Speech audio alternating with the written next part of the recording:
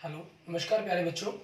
मैं Vijay Bansal, math lecturer, Jakhal block, district Fatehabad से, Haryana education department. आज हम अपनी मैथ की क्लास के अंदर कुछ सीखेंगे। प्यारे बच्चों, आज हम शुरू करेंगे हमारी क्लास 11th का जो हमारा 14th चैप्टर है, मैथमेटिकल इंडक्शन, उसकी एक्सरसाइज 14.4 के बारे में बात करेंगे। इसके अंदर हम अभी तक अपने जो फ्रेजल वर्ड्स हैं एंड और, ठीक है, क्वांटिफायर्स एंड देयर एग्जिस्ट, ठीक है, एंड फॉर ऑल, इनके बारे में बात कर चुके हैं। और आपके पास हमारी इम्प्लीकेशन इफ़ देन के बारे में हम बात कर चुके हैं, ठीक है। और उसी के ऊपर बेस्ड हमारे पास अब हम इफ़ देन की साथ जो हमारी इम्प्लीकेशन, सेकंड इम्प्लीकेशन है हमारी इफ़ एंड, आपके पास ओनली इफ़, उसके बारे में हमने बात करनी है। इफ़ एंड ओनली इफ़, ठीक है। उससे पहले हम क्या करते हैं, हमारी इस ट्रुथ वैल्यू के बारे में कुछ बात करते हैं। ट्रुथ वैल्यू आपके पास जैसे आपने चेक किया है, मान लीजिए हमारे पास दो अगर स्टेटमेंट आपकी पी और क्यू, ठीक है, दोनों ट्रू हैं, ट्रू फॉल्स है, फॉल्स ट्रू है, ट्रू ट्रू है। तो आपने बात की पी और क्यू, ये हमारे पास और के लिए रहता है, पी एंड क्यू, ठीक है, ये हमारे पास एंड होता है। इसके लिए आपके पास क्या था कि और में अगर दोनों में से एक भी ट्रू है तो आपका ट्रू, सॉरी ये लास्ट में हमें फॉल्स वाले केस लेने थे, ठीक है। अगर दोनों फॉल्स हैं तो फॉल्स। एंड में आपके पास क्या था, अगर दोनों ट्रू हैं तो ट्रू, अदरवाइज आपके पास एक भी फॉल्स हो गया तो आपका केस क्या होता है, फॉल्स हो जाता है। अब बात करते हैं हम इफ एंड इफ देन की। इसके अंदर हमारे पास ये सिंबल्स रहता है आपका पी इंप्लॉइज क्यू, ठीक है। इसमें आपके पास अगर पहला ट्रू है तो दूसरा ट्रू होगा ही होगा, पहला ट्रू है तब दूसरा ये होता है। इसमें कहा if then, if P then Q, तो अगर पी ट्रू है तो क्यू कभी भी फॉल्स हो ही नहीं सकता। अगर ऐसा हो रहा है तो जो हमारी कंपाउंड स्टेटमेंट बन रही है इफ देन के साथ, वो आपकी फॉल्स है। हाँ, पहला गलत फॉल्स दूसरा ट्रू, ये पॉसिबिलिटीज है, ठीक है। तो आपके पास ये ट्रू बन जाता है, ठीक है। और दोनों अगर फॉल्स हैं तो ओवरऑल जो स्टेटमेंट बनी वो आपकी ट्रू बन जाती है, ठीक है। और इफ एंड ओनली इफ, ठीक है, if and only if P implies Q, ठीक है, ये आपके पास पी डबल इंप्लाइज हो जाता है हमारे पास। दोनों ट्रू या दोनों फॉल्स तो आपका फॉल्स ट्रू होगा, अदरवाइज आपका फॉल्स होगा, क्योंकि इसमें if P then Q, if Q then P, दोनों के बारे में सोचना होता है हमें, ठीक है। इफ पी ट्रू है देन क्यू फॉल्स नहीं हो सकता, इसलिए फॉल्स हो गया। इसके अंदर रिवर्स फॉर्म के अंदर इफ क्यू ट्रू है देन पी फॉल्स नहीं हो सकता, तो ओवरऑल जो कंपाउंड स्टेटमेंट बनेगी हमारी फॉल्स बनेगी। इनको हम टोटोलॉजी बोलते हैं हमारे पास, ठीक है। ट्रुथ टेबल है हमारी ये एक प्रकार से, ये हमारी काफ़ी हेल्प करती है सिस्टम को समझने के अंदर, ठीक है। इनके बारे में आप अपनी आई करते हैं एंड, ठीक है, फिजिक्स के अंदर हम स्टडी करते हैं एंड गेट और गेट, ठीक है, एंड गेट और गेट, इनको मिलाकर हमारे एक्सो आर गेट, अलग अलग तरह की काफ़ी कुछ स्टडीज़ आती हैं इलेक्ट्रॉनिक्स सिस्टम के अंदर, ठीक है, वहाँ इनके बारे में स्टडी की जाती है। आप आईआईटी करते हैं इलेक्ट्रॉनिक्स के अंदर तभी आपको वहाँ इन चीज़ों के बारे में काफ़ी स्टडी करना पड़ता है, वहाँ ये आपकी हेल्प करेंगे। यहाँ हमारे पास ये मैथमेटिकल इंडक्शंस के कंसेप्ट को समझने के अंदर हमारी हेल्प करेंगे। अब देखिए इसके अंदर जैसे हमारे पास एग्जांपल नंबर 11 देखते हैं। इसमें हमें कह रहा है for each the following compound statement first identify the compound corresponding component statement, then check whether the statements are true और फॉल्स। अब जैसे फर्स्ट पार्ट दे रहा है, हमें कह रहा है if a triangle ABC is equilateral then it is isosceles, तो इसके कंपोनेंट्स क्या बन जाएंगे, ट्रायंगल, ठीक है। आप इसको कोई नाम देना चाहे नाम दे दीजिए, ठीक है। जैसे इन्होंने क्लियर ही किया हुआ है, नहीं दिया होता तो आप इसको सिंपल ट्रायंगल लिख देते। ए ट्रायंगल एबीसी इज इक्विलेटरल, ठीक है, ये हो जाएगा। और क्यू स्टेटमेंट हमारे पास क्या बन जाएगी, कंपोनेंट्स क्या लें इस पूरी कंपाउंड स्टेटमेंट का, ट्रायंगल एबीसी इज आइसोस्केल्स, ठीक है, आपके पास ये हो जाएगा आइसोस्केल्स, क्लियर। अब क्योंकि इक्विलेटरल ट्रायंगल आपकी आइसोस्केल्स होती है, ये सच है, वही infer that the given compound statement is क्या हो जाएगी, आपकी जो कंपाउंड स्टेटमेंट बतानी थी हमें, ठीक है, आपकी कंपाउंड स्टेटमेंट इज ट्रू, क्योंकि अगर कोई इक्विलेटर है तो उसको हम आइसोस्केल्स भी कह सकते हैं। इक्विलेटर्स के अंदर तीनों साइड्स इक्वल होती हैं, और आइसोस्केल्स में 2 साइड्स इक्वल। तो जो इक्विलेटर है वो आइसोस्केल्स तो होगी। हाँ, जो आइसोस्केल्स है वो इक्विलेटर हो ऐसा कोई ज़रूरी नहीं है। ठीक है। नेक्स्ट सेकंड में क्या कह रहा है, if A and B are integers then A B is a rational number. तो पी कंपोनेंट क्या बन गया इसका, A and B are integers. ठीक है। और क्यू कंपोनेंट क्या बन गया आपके पास इसका, then A B is a rational number. तो ए बी हो जाएगा, A B is a rational number. ठीक है। 2 इंटीजर्स हैं तो इंटीजर्स की मल्टीप्लाई करेंगे तो इंटीजर्स ही होगा, और इंटीजर आपका एक रैशनल नंबर ही होता है। ठीक है। सो कंपाउंड स्टेटमेंट आपके पास क्या होगी, ठीक है। सो कंपाउंड स्टेटमेंट इज ट्रू, क्योंकि फर्स्ट भी ट्रू है और सेकंड भी ट्रू है आपके पास। ठीक है। एंड नेक्स्ट आपके पास हमें जो स्टडी करनी है वो हम स्टडी करेंगे इफ एंड ओनली इफ के बारे में। ठीक है। इसके अंदर हम डबल एरो का सिंबल यूज करते हैं हमारे पास। ठीक है। ये सिंबल हम यूज करेंगे इक्विलेंट का, जिसे हम इक्विलेंट के लिए यूज करते हैं, इक्विलेंट। ठीक है। और इसके अंदर हम डबल सिंगल मीन्स एक लाइन के रूप में भी इसको रिप्रेजेंट कर लेते हैं। ठीक है। इसको रिप्रेजेंट करने के या हम कहें कि लिखने के जो मेथड है हमारे पास अलग अलग 4 मेथड है इसके अंदर। ठीक है। सबसे पहले अगर आपको पी इफ एंड ओनली क्यों दिया गया, ठीक है, ये चीज़ दी गई है, तो आप इसको लिखेंगे कैसे। तो इसको पहला मेथड तो यही होगा, P if and only if क्यों। ठीक है। सेकंड मेथड इसको क्या बन जाता है, Q if and only if P. ठीक है। और तीसरा मेथड क्या बन जाता है, क्योंकि इसमें डबल इंप्लाइज होता है, आप पी इक्विलेंट क्यू कहें या क्यू इक्विलेंट पी कहें वो एक ही बात होती है, उस चीज़ के कारण ये 2 मेथड बन जाते हैं आपके पास। दूसरा, इसके अंदर जैसे हमने इफ ओनली में किया था, इफ देन में नेसेसरी की अलग, सफिशिएंट कंडीशन अलग पड़ी थी, इसमें वो दोनों शामिल हो जाती हैं। ठीक है ना। तो इसमें लिखा जाएगा पी इज नेसेसरी आपके पास एंड सफिशिएंट कंडीशन। ठीक है। सफिशिएंट कंडीशन, ठीक है, for Q and vice versa.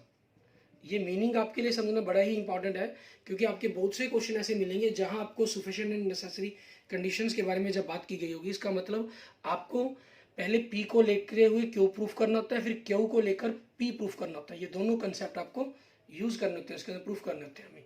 ठीक है। और लास्ट आपके पास फोर्थ, ये सिंबल्स के रूप में ही, ठीक है, आपका इक्विलेंट्स के सिंबल्स के रूप में हम यूज करते हैं इसको। अब इसी पर बेस्ड आपके पास हम एग्जांपल देखते हैं हमारा। ठीक है। एग्जांपल के अंदर हमें क्या कह रहा है, एग्जांपल नंबर 12। एग्जांपल नंबर 12 के अंदर आप देखें हमें क्या रहा है, कहना given below are 2 pairs of statement, combine these 2 statement using if and only if. आपको इन दोनों को कंबाइन करना है इफ एंड ओनली इफ का यूज करते हुए। ठीक है।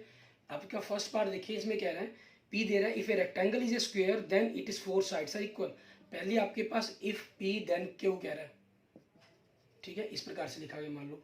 दूसरे में क्या कह दिया, if all 4 sides of rectangle are equal then the rectangle is a square. Means इसी चीज को उल्टा, इफ क्यू देन पी लिख रहा है। तो अब इन दोनों को कंबाइन करके लिखना है किसके अंदर, इफ एंड ओनली इफ के अंदर। तो आपकी चॉइस है, आप चाहे इसको पहले लिखें चाहे इसको लिखें, कोई प्रॉब्लम नहीं है, क्योंकि हमने बात स्टडी कर ली है कि हम 4 मेथडों से इनको लिख सकते हैं। तो आपके पास क्या हो जाएगा इसको लिखने का मेथड, ए रेक्टेंगल, ठीक है, is a square if and only if, ठीक है, all if all its 4 sides, all its 4 sides are equal. Clear. Second हमारे पास नेक्स्ट में कह रहा है if the sum of digits is number divisible by 3, means ये p हो गया, then the number is divisible by 3। अगले में if number is divisible by 3 then the sum of digit divisible by 3, means यही सेम फॉर्म। तो अब इसको combine करने का वही तरीका, ए नंबर इज डिविजिबल बाय 3, ठीक है, if and only if the sum of, ठीक है, sum of it's digits is divisible by 3। ठीक है, ये आपके पास क्वेश्चन का आंसर बन जाएगा। क्लियर। अब इसी पर बेस्ड हमारे पास हमारी एक्सरसाइज देखेंगे हम, इफ एंड ओनली इफ के मैटर के ऊपर डिपेंडेड। एक्सरसाइज 14.4 हमारी, कि इसके अंदर हमें क्या कह रहा है। एक्सरसाइज 14.4 के फर्स्ट क्वेश्चंस को देखिए अगर हम, ठीक है, इसमें एक्सरसाइज के फर्स्ट क्वेश्चंस को देखेंगे। क्वेश्चन नंबर 1 हमें कह रहा है रीराइट द फॉलोइंग स्टेटमेंट, हमें द्वारा लिखने के लिए कहा गया स्टेटमेंट को विद इफ देन के साथ इन 5 different ways conveying the same meaning, जो आपको सेम मीनिंग दे। अलग अलग 5 मेथड से लिखने के लिए कहा इन्होंने। ठीक है, आपको इसी चीज़ को अलग अलग 5 मेथड से लिखने के लिए कहा गया है।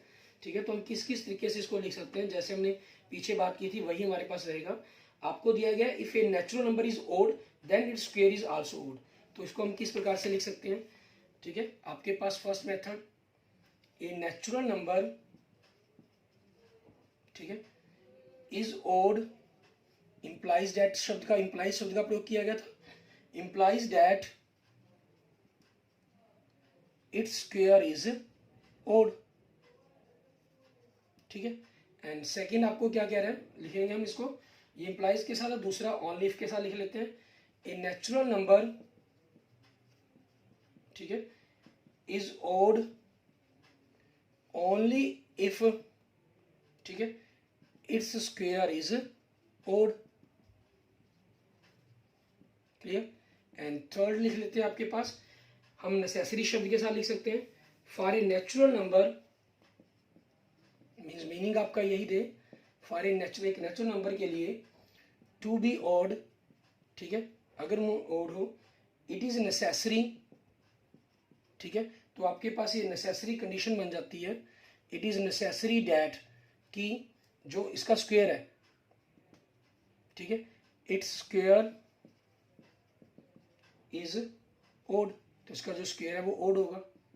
ठीक है, और फोर्थ में आपके पास क्या चीज़ है, हम इसको लिख सकते हैं आपके पास सफिशिएंट के साथ, सॉरी। ठीक है, फॉर ए नेचुरल नंबर आपके पास, ठीक है, और लेकिन सफिशिएंट के अंदर आपको क्या करना होता है, क्यू को आगे लेना होता है। नेसेसरी में पी नेसेसरी क्यों रहता है, क्यू के अंदर, उसमें सफिशिएंट में आपको क्यू को आगे लेना होता है, तो अब ये नंबर आगे आएगा, फॉर द स्क्वायर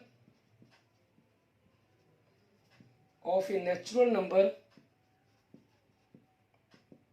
ठीक है, टू बी ओड, ठीक है, ओड होगा, इट इज सफिशिएंट। ठीक है, अगर किसी स्क्वायर का नेचुरल नंबर ओड है तो ये सफिशिएंट है, उसके लिए जरूरी होना चाहिए that the number is odd. ठीक है, that the number is odd. Clear. And fifth part देखें, इसके अंदर हमें क्या कह रहा है, if the square of a natural number, इसी के ऊपर हम लिखेंगे, उसमें हमें नेगेशन बनाना होता है। नेगेशन आपके पास, ठीक है, नेगेशन पी के साथ बनाएंगे हम, नेगेशन के साथ इसको लिखेंगे, तो आपके पास, सॉरी, नेगेशन क्यू, पी, आपको पी देन क्यू दिया गया होता है ना, तो आपने negation Q then negation P लिखना होता है। तो नेगेशन मतलब इसको नोट में लिखेंगे, if the square of a natural number is not odd, अगर किसी नेचुरल नंबर के स्क्वायर का स्क्वायर ओड नहीं है, देन, ठीक है, द, तब आपके पास क्या चीज होगी, the natural number, then the natural number is not odd, वो आपका नेचुरल नंबर भी ओड नहीं होगा। क्लियर, ये चीज आपके पास हो जाएगी। अब इसी पर बेस्ड हमारे पास आगे देखेंगे हमारे पास, ठीक है, नेक्स्ट क्वेश्चन, क्वेश्चन नंबर 2, इसके अंदर हमें क्या कह रहा है करने के लिए वो देखेंगे। क्वेश्चन नंबर 2 के अंदर आपके पास हमें कहना है write the contrapositive and converse of the following statement, आपको दी गई स्टेटमेंट की कंट्रापोजिटिव और कन्वर्स स्टेटमेंट लिखनी है। ठीक है, कि क्या बनेगी आपके पास। क्वेश्चन नंबर 2 की फर्स्ट पार्ट, कंट्रापोजिटिव और कन्वर्स दोनों ही लिखनी है, तो हम पहले कंट्रापोजिटिव लिखते चले जाएंगे। मैं आपको एक बार शब्दों का यूज करवा देता हूं। द कंट्रापोजिटिव इज, ठीक है, आपके पास क्या होगी, और द कन्वर्स इज, ठीक है, इसकी कन्वर्स क्या होगी आपके पास। फर्स्ट में आपको स्टेटमेंट क्या दे रहा है, if x is a prime number then x is odd, ठीक है।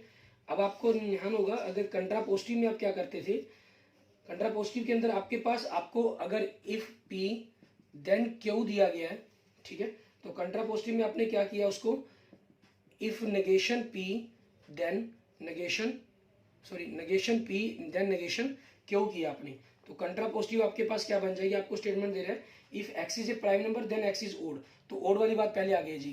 कंट्रापोजिटिव क्या बनी आपकी, इफ ए, ठीक है, if a number X is not odd, ठीक है, नेगेशन क्यों लिख दिया हमने, देन पी क्या कह रहा है आपको, X is a prime number, तो क्या हो जाएगा, then x is not a prime number, ठीक है, ये आपके पास हो गया, क्लियर। और दूसरा कन्वर्स में हमें क्या करना होता था, हम कन्वर्स में करते क्या थे, आपको इफ पी देन क्यू दिया गया, कन्वर्स में हमने क्या करना होता था, इफ क्यू देन पी करते थे, सिंपल, ठीक है, इस प्रकार से इसको पलट के लिखते थे हम। तो आपके पास यहां से क्या बन जाएगा, इफ ए नंबर, ठीक है, if a number X in odd, अगर आपका एक्स जो नंबर है ओड है, ओड नंबर में है, देन, ठीक है, इट्स या X, then x is a prime number, ठीक है, इट लिख लें चाहे एक्स लिख लें, वो आपकी चॉइस पर डिपेंड करता है, क्लियर। ऐसे ही आपके पास देखिए नेक्स्ट सेकंड पार्ट आपको दे रहा है, if the two lines are parallel then they do not intersect in the same plane. देखो इसमें नॉट दूसरे शब्द में क्यों में पहले दे दिया गया, तो आपका यहाँ कन्वर्ट, जब हम कंट्रापोजिटिव लिखेंगे तो आपका जो नॉट शब्द है वो हटा दिया जाएगा, इफ टू लाइन इंटरसेक्ट, ठीक है, if two lines intersect in the same plane, ठीक है, देन आपके पास क्या होंगी, दे आर नॉट पैरेलल, क्योंकि आपको नोट दिया गया था, नोट हटाकर नेगेशन बन गया इसका, इसमें नोट नहीं था, आपका नेगेशन लगा दिया गया पी में। और कन्वर्स के अंदर क्या हो जाएगा आपका, सिंपल्स, इफ टू लाइंस, ठीक है, do not intersect,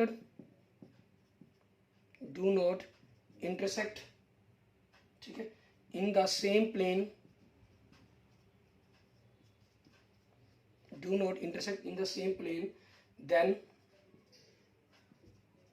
they are parallel, ठीक है, तो वो आपकी क्या होंगी, पैरेलल होंगी, क्लियर। अब इसी चीज पर आगे देखते हैं हमारे पास नेक्स्ट थर्ड पार्ट, इसके अंदर हमें क्या करना होगा, इसके अंदर मैं आपको बाकी थर्ड के सभी के रिटन रूप में लिखा शो करवाता हूँ, ठीक है। आपको क्या है, थर्ड में something is cold implies that it has low temperature, ठीक है, तो आपके पास इसका जो कंट्रापोजिटिव बन जाएगा वो क्या हो जाएगा, the contrapositive is if something is not at low temperature then it is not cold आपके पास, ठीक है ना, ये आपका थर्ड हो जाएगा कंट्रापोजिटिव।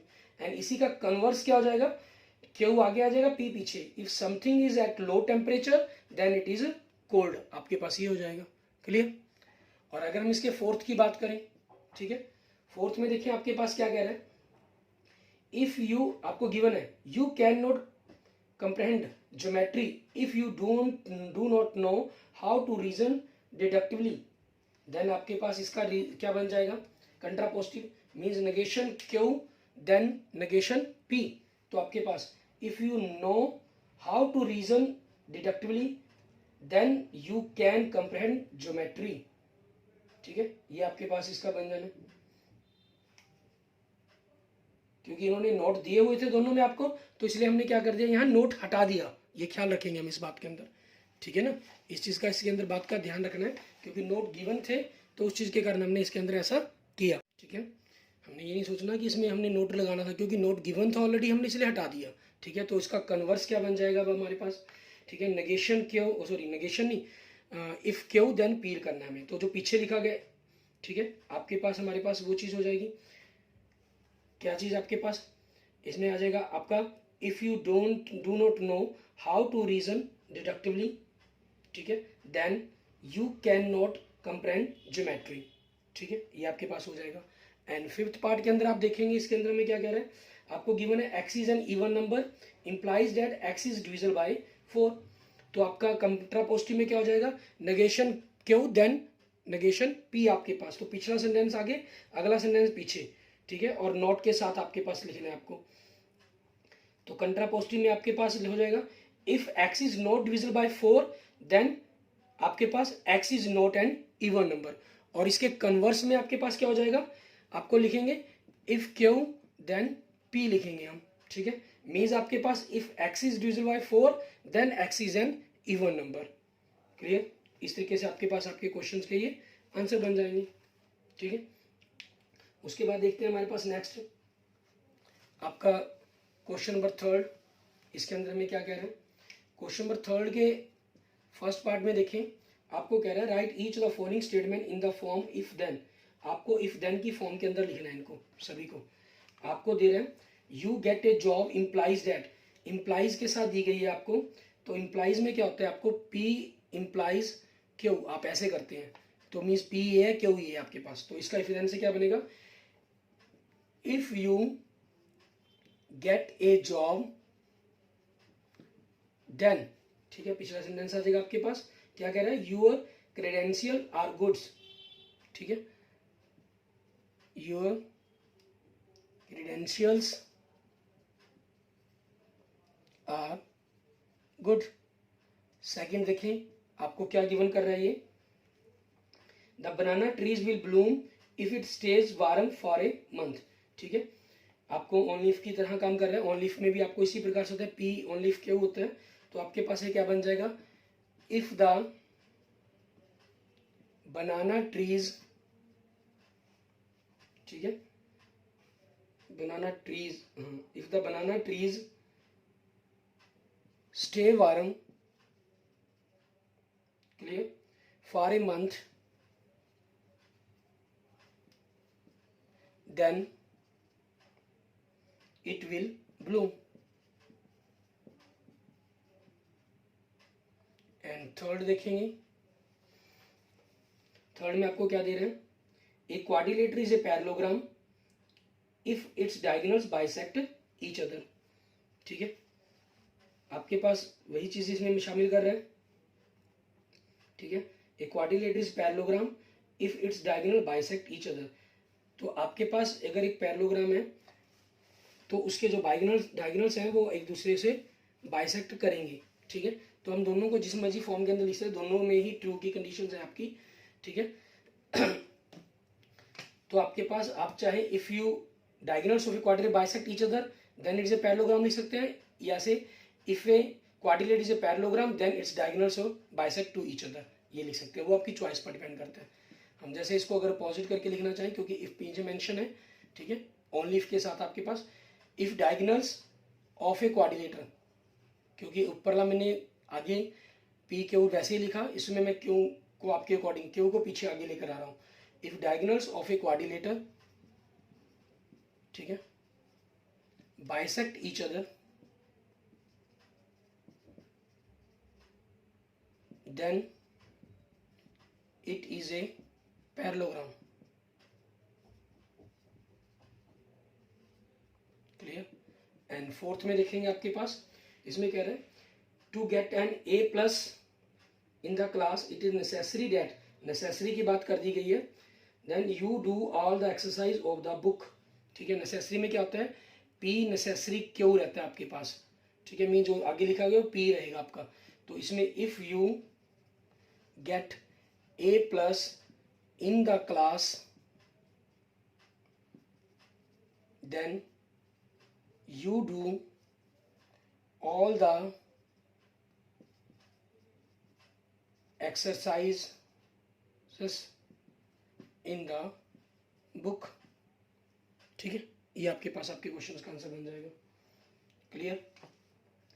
एंड नेक्स्ट देखते हैं आपके पास क्वेश्चन नंबर 4। इसके अंदर देखिए हमें क्या कह रहा है करने के लिए, कहना given statement in 1 A and B identify the statement given below as you contrapositive और कन्वर्स ऑफ ईच अदर, ठीक है, आपको ये बताना है। आपको ए पार्ट दिया गया है, ए पार्ट के अंदर फर्स्ट में आपको स्टेटमेंट दे रहा है पहली, if you live in Delhi then you have winter clothes, ठीक है। तो पहले में देखिए आपको कह रहा है if you do not have winter clothes, means जो पीछे लिखा गया था उसको आगे नेगेशन कर दिया गया, देन जो आगे लिखा गया उसको नेगेशन पीछे कर दिया गया, मीन्स नेगेशन के ऊपर पी कर देगा, then you do not have live in Delhi. It means ये आपके पास क्या होगी, आपकी कंट्रा पॉजिटिव होगी, ठीक है। मीन्स आपके पास ये क्या स्टेटमेंट है, कंट्रा पॉजिटिव। एंड सेकंड में देखिए आपको क्या कह रहा है, फर्स्ट ए के सेकंड पार्ट में if you have winter clothes, means जो पीछे लिखी गई स्टेटमेंट वो आपके आगे लिख दी गई, and then you live in Delhi, ठीक है, पीछे लिख दिया गया। इट मीन्स आपके पास ये क्या हो गया, आपका ए का ये कन्वर्स है, ठीक है। अब बी में देखेंगे, बी के अंदर आपके पास क्या कह रहा है, if a quadrilateral is a parallelogram then its diagonal bisect each other.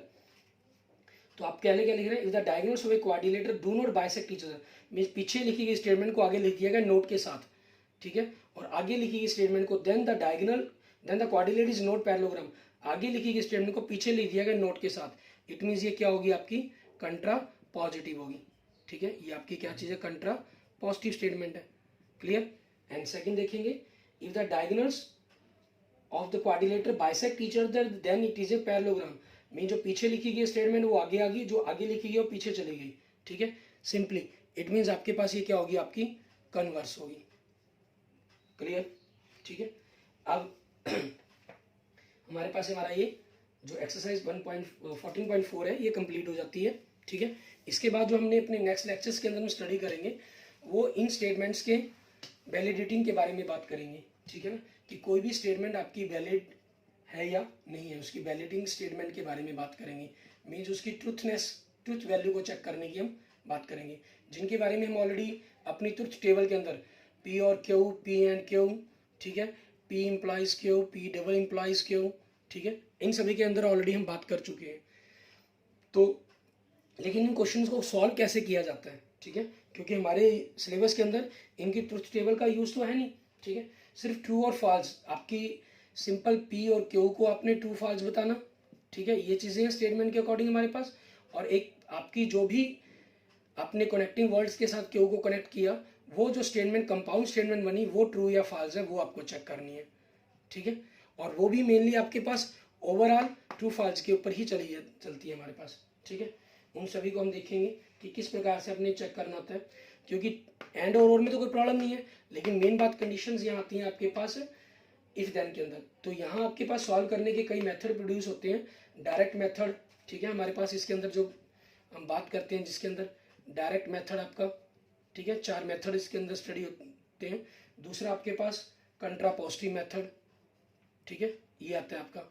और तीसरा इसी के साथ आपके पास, क्योंकि इस चीज़ को भी शामिल अगर हम उसके अंदर कर लें तो कंट्राडिक्शन मेथड आपके पास आता है, ठीक है।